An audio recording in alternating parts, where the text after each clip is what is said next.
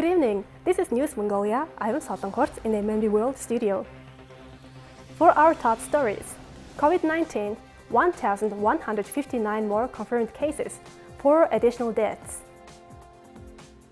Save Our Future Child Safety Campaign held. A retiree calls out urban dwellers for countryside development. For other news, stay tuned.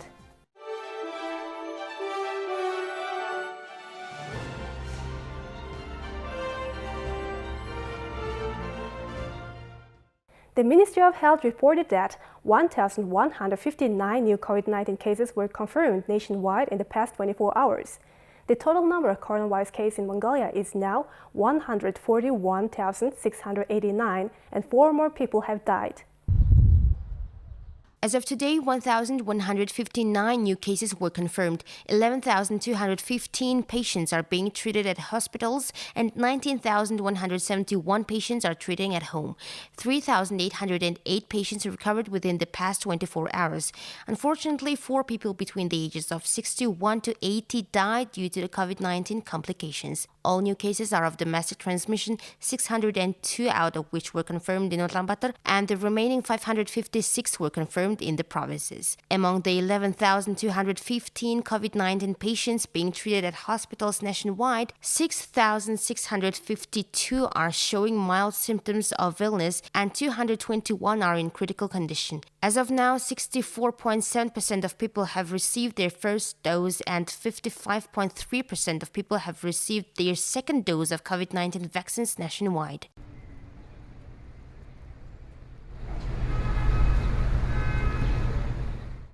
At this time of the traveling season, officials realized adults do not use car seats for their children. In order to promote child safety during driving, Save Our Future campaign has been organized.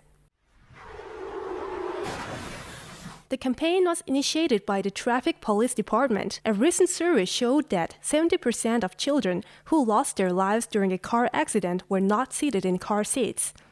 Officials say by using a car seat along with a seat belt, minimize the child fatality rates 8-fold. Under the campaign Save Our Future, the Traffic Police Department has distributed seat belt adjusters free to drivers. They also reminded people of the importance of using car seats for children. Is there a kid in your car? Here is a seatbelt adjuster, and I remind you to use a car seat all the time. And do not hurry when driving on a countryside road. Also maintain your speed and good luck. таны хүүхд хэдтэй вэ? 5 настай. Суудлаа ашиглаж байгаа юу? Одоохондоо бол ашиглаагүй л байна. Бүс зүүж гинэ. Бүс зүүж байгаа. Одоо бол ингээд хүүхдүүд ч юм бол бүс зүүгээгүй харагдаж шүү дээ, тий? Тий. Одоо ишээ гаргаа зүүнээ зүг. Ер нь одоо бүсээ зүүгээгүй за тэрвэрцэн байжгаад ямар нэгэн байдлаар одоо аюул бас гарахад бүс шиг хамгаалж чадахгүй хүний гар. За бүс шиг хамгаалж болж чадахгүй хаа. They're mostly family travelers. Kids are sleeping on the back seat without any restraining seatbelts or car seats. Most children we counted are sitting free in the car. Even though the driver is being careful on the road, there is a risk of being hit by another car all of a sudden. Also, there are many drivers under the influence, and therefore seatbelts and other protective equipment are crucial for your family's safety.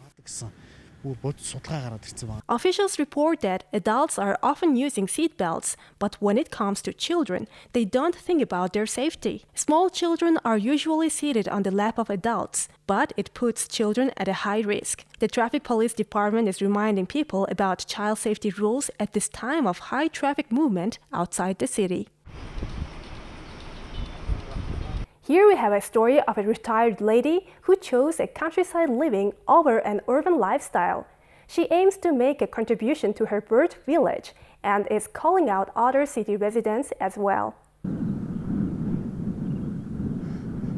Mrs. Bergma retired after working at the Ulaanbaatar city's electricity facility for 34 years. Then she started a new life at her rural bird village in Ost province. At first, she started a small business to process livestock hides, but soon she realized that most livestock skins were damaged by mites and parasites. Therefore, Mrs. Bergma decided to act on the livestock health condition. With her herder sibling, she raised funds from the local administration and established a livestock cleansing facility. Healthy livestock is our healthy food source. The health of livestock should be the #1 concern for us. By realizing how remote villages are left far behind the nation's prosperity, she is calling out for other retirees to come back to their homeland and make their contributions. Mrs. Bergma is not a herder herself, but she sees many opportunities in the countryside to collaborate with herders. Even if some of us are not actually herders, there are so many things to do by cooperating with herders. For instance, we can focus on producing milk products, or we can organize workshops to pass on herders' traditional practices to the next generation. Mrs. Bergma also notes that if the villagers won't take care of their homeland, no one else does. Her father and younger sibling are national champion herders. By cherishing the Mongolian nomadic lifestyle, she aspires to improve livelihoods in the countryside. Now let's take a look at the currency exchange rates provided by Mongol Bank.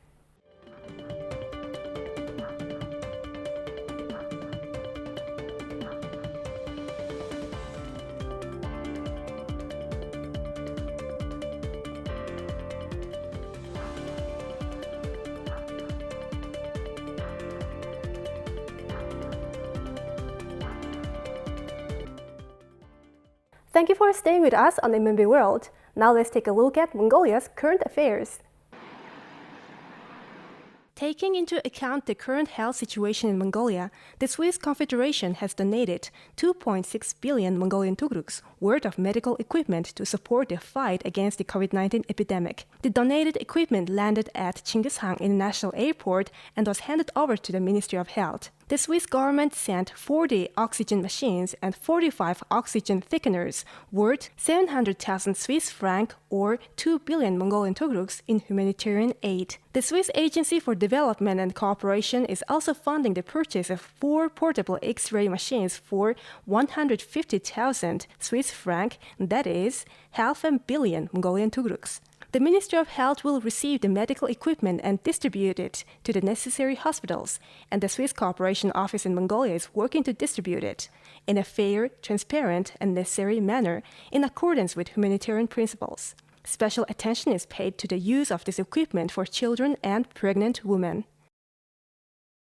Expressing his gratitude to the President of Russia, Vladimir Putin, for congratulating him on being elected as the next president of Mongolia, President Hurusuk expressed his readiness to work in close cooperation with the Russian president, aiming to further developing the Mongolia-Russia comprehensive strategic partnership in all sectors. Vladimir Putin and Hurusuk highly value the significance of marking the 100th anniversary of the establishment of diplomatic relations between the two countries, and agreed that the rest of the events planned for the anniversary should be implemented as scheduled. The two sides also mentioned the progress that is being made in the implementation of the Mongolia-Russia-China Economic Corridor Program. The two sides expressed their readiness to support the progress of the construction project for a natural gas pipeline connecting Russia and China through the territory of Mongolia. Vladimir Putin invited the President of Mongolia, Hurusuk, to the Eastern Economic Forum that will take place virtually in September this year.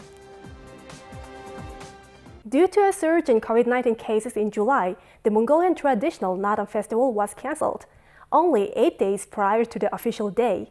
Horse race trainers are facing disappointing times as it takes a whole year to train their horses. They still hope for better times in the upcoming months. There is no need to mention how important this year's Naadam Festival was for festival attendees, as it commemorates the 100th anniversary of the historical event of the Mongolian People's Revolution. For some, it would have been a privilege of a lifetime.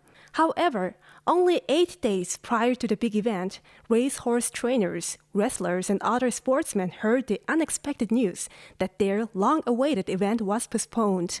Even though festival days were spent like normal days, some racehorse trainers didn't release their trained horses back to the herd. Currently, they are in an uncertain situation whether horse races will be organized in the upcoming months.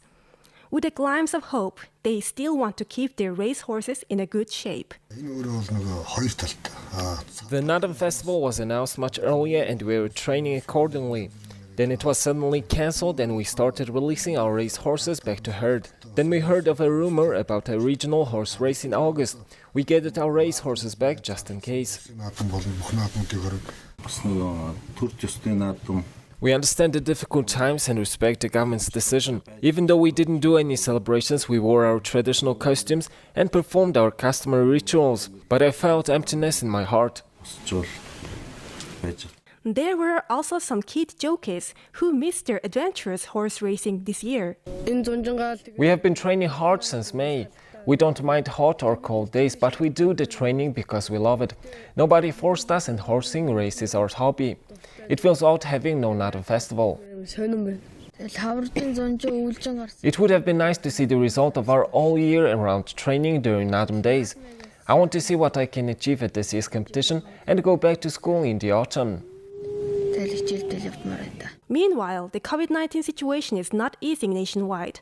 More than 1,000 cases have been recorded daily. Whether to hold regional Nadam festivals or not is still uncertain.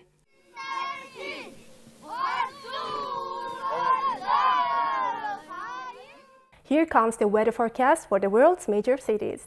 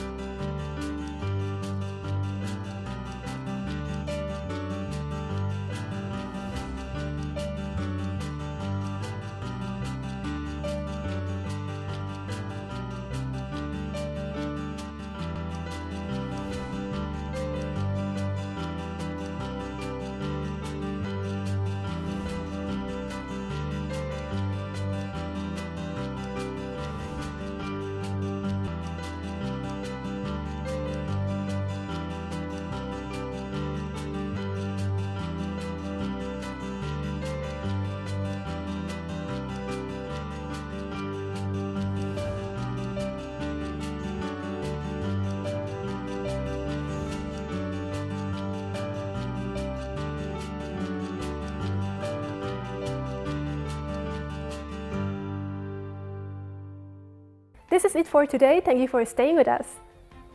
We'll see you tomorrow with more news and updates. Have a nice evening. Goodbye.